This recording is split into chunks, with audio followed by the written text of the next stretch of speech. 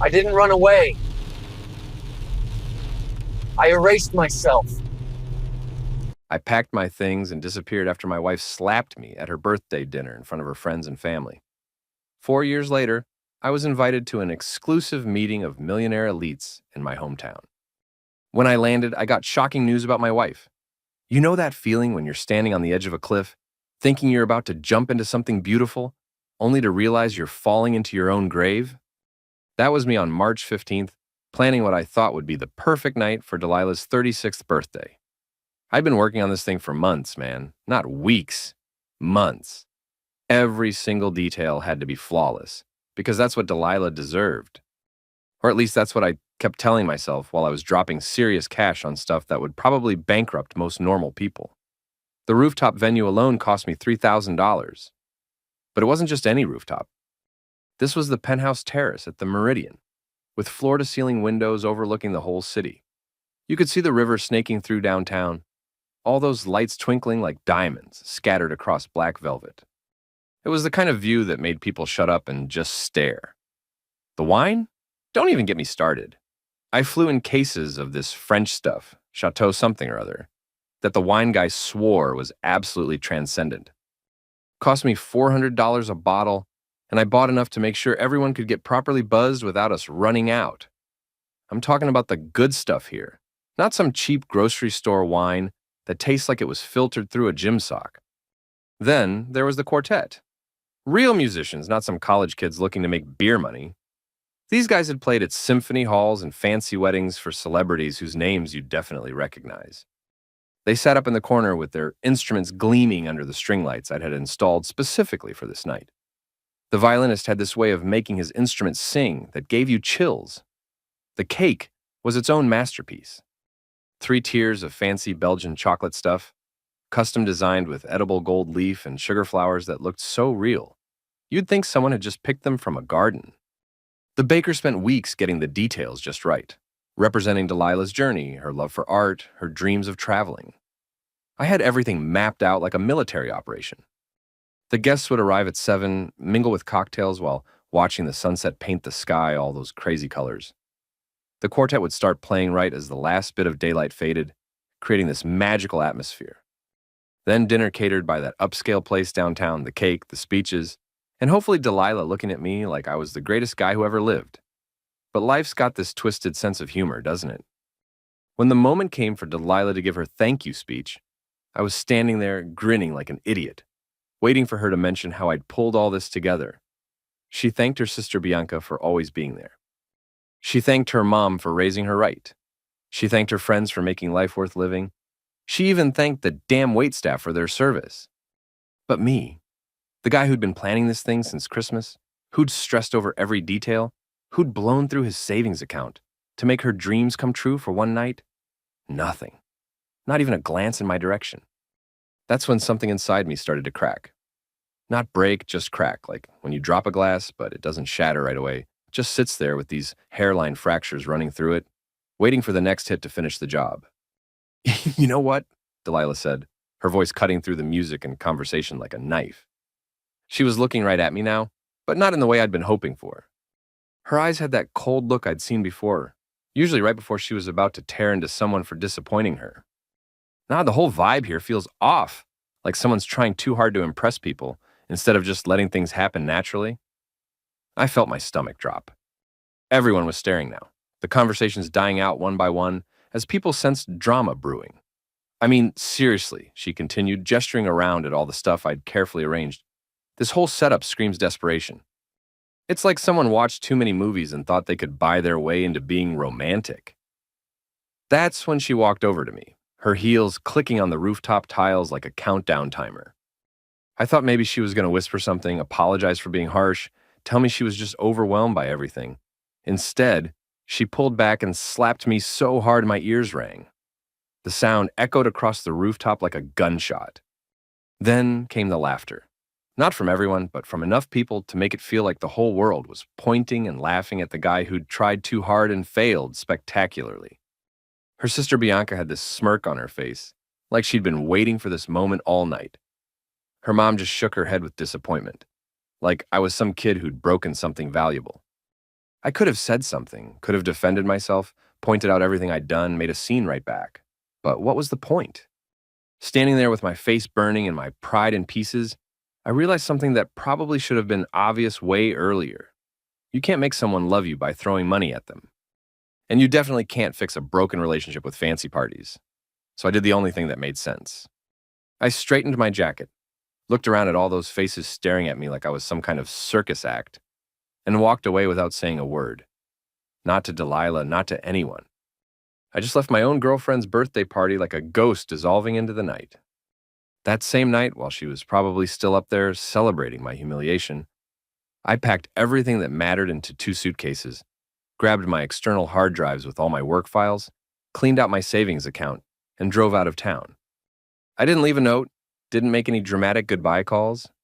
I just vanished from their lives like I'd never existed in the first place. I drove west until I hit Oregon, where the rain falls, like it's got nothing better to do, and nobody asks too many questions about why you showed up with everything you own crammed into the back of a Honda Civic. The name change wasn't some elaborate spy movie thing. Damon Cross had a nice ring to it. Strong, but not flashy. Memorable, but not suspicious. I ended up in this little town called Cedar Falls. Population maybe 8,000 on a good day. Found myself a tiny apartment above this old bookstore called Frederick's Literary Haven. The place smelled like old paper and coffee with creaky wooden floors that announced your every move.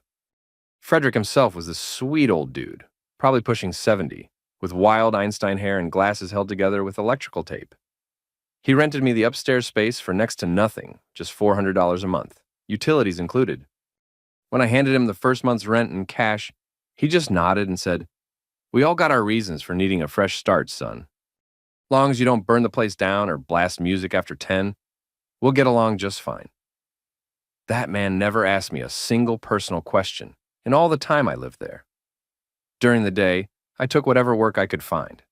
Construction, mostly. Roofing jobs that left my back screaming and my hands raw. Electrical work that required crawling through attics that felt like ovens in the summer. Moving jobs where I'd haul people's entire lives from one place to another, thinking about how I'd done the same thing with my own life. But the real work happened at night after 10 hours of manual labor, when my muscles were screaming and most normal people would be crashing in front of the TV. I'd crack open my laptop and dive into the world I'd left behind. Finance, coding, digital marketing, all the stuff I'd dabbled in before but never taken seriously. I started small, watching YouTube videos about cryptocurrency and reading every finance blog I could find. Lost my shirt on some stupid altcoin investment in month 3. Dropped $2,000 on something called Moon Doge that crashed harder than my relationship with Delilah. Got scammed by some fake trading platform that took another $1,500 before I realized what was happening. But you know what? Every failure taught me something. Every mistake made me smarter, more careful, more determined. By year 2, I wasn't just learning anymore. I was earning. Started flipping houses, buying these rundown properties that nobody wanted, and turning them into something people would actually want to live in. Nothing fancy, just solid work that added value. I'd buy a place for $30,000, put in another $20,000 in materials and sweat equity, and sell it for $60,000. Simple math, steady profits. The crypto thing finally started paying off too, once I stopped chasing get-rich-quick schemes and started treating it like actual investing. Set up shell companies to keep everything clean and legal, diversified my portfolio, played the long game instead of trying to hit home runs every time. By year 4, I was the silent partner behind 2 online consulting firms.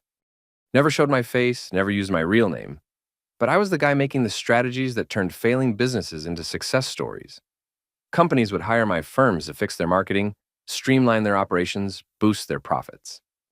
They'd never know that the mastermind behind their turnaround was some guy living above a bookstore in Oregon. Then, I got this mysterious invitation on expensive cream-colored paper with perfect calligraphy. No return address, no postmark, no stamp. Mr. Cross, your reputation in certain circles has not gone unnoticed. We cordially invite you to attend an exclusive summit for emerging global investors. The Grandview Resort, Riverview, 3-20-22. Someone knew about Damon Cross, and invited me back to my old hometown on March 20th, Delilah's birthday weekend. At the Riverview Airport, Maxwell Lynn was waiting for me. Guy I'd met exactly once years ago at some networking event Delilah had dragged me to. One of those smooth-talking investor types who made his money by convincing other people to give him their money. But somehow, he knew all my identities. He handed me the Riverview Herald with a headline that made my stomach drop. Local entrepreneur arrested in $7.6 million investor scam. And there was Delilah's picture, in handcuffs, being led away by federal agents, her makeup smeared and hair disheveled like she'd been crying for hours. She'd been running a fake equity firm called Trinity Investment Solutions with some guy named Jeremy Kane. Classic Ponzi scheme stuff, taking money from investors promising huge returns on some revolutionary tech startup that didn't actually exist. But when the feds came knocking, Delilah had tried to pin the whole thing on me, said I was the mastermind who disappeared with $2 million. They were looking for Silas Ward. "She's trying to frame you," Maxwell said.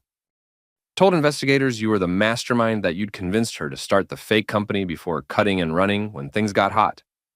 He showed me what looked like a federal wanted poster with my old driver's license photo.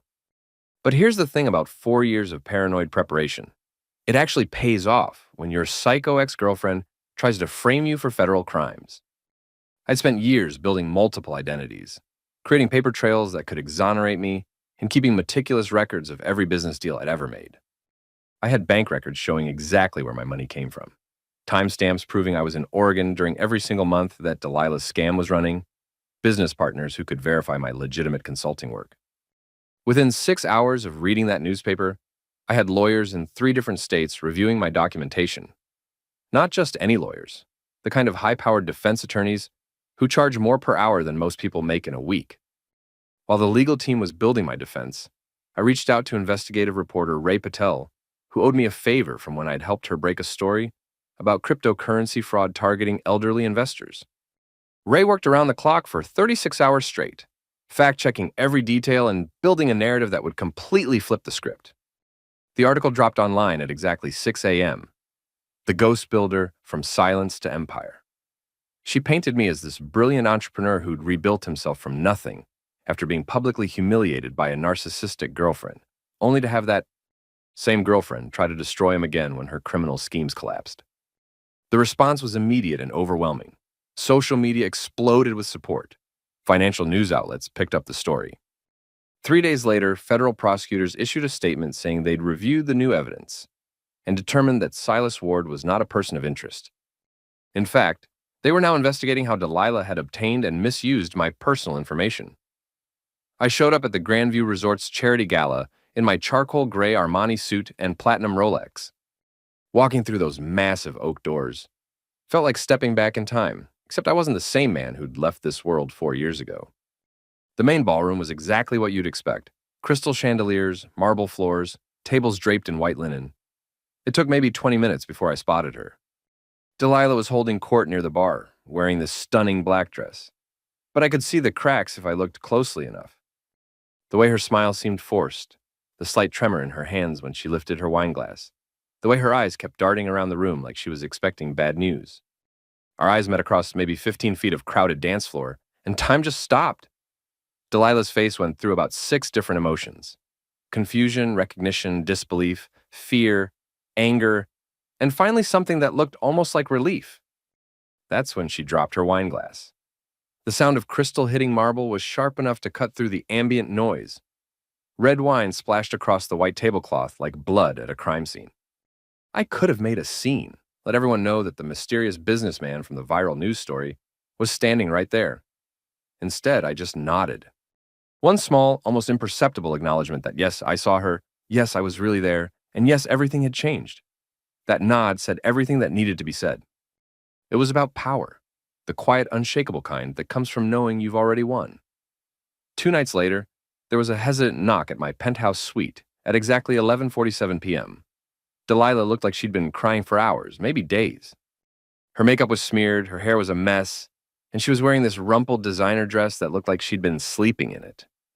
"Silas," she said, just hearing my real name from her lips after all this time, hitting me harder than I'd expected. "Please, I know I don't deserve this, but I need to talk to you. I let her in and poured her a glass of water.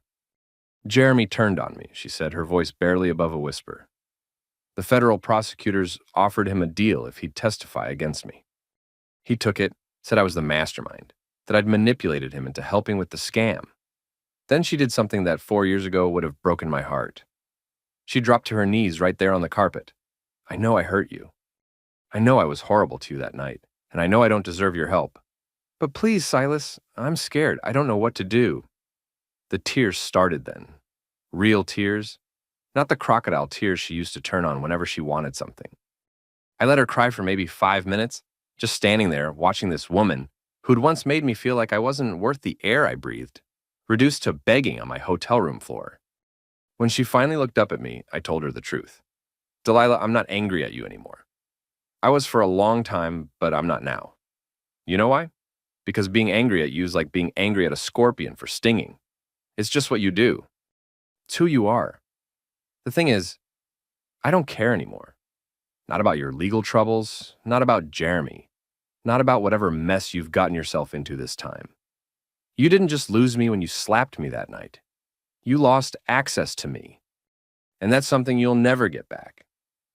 At the Global Investment Summit, I was the keynote speaker in front of 300 of the most powerful investors in the country. 4 years ago, I said, I disappeared. Not because I wanted to hide from the world, but because I needed to figure out who I was when nobody else was watching. Most of you probably know the headlines by now. But here's what they don't tell you. None of that matters. What matters is what you build when nobody's applauding. The energy in the room was electric. I spent 4 years learning that healing doesn't come from revenge or vindication. It comes from outgrowing the need for those things.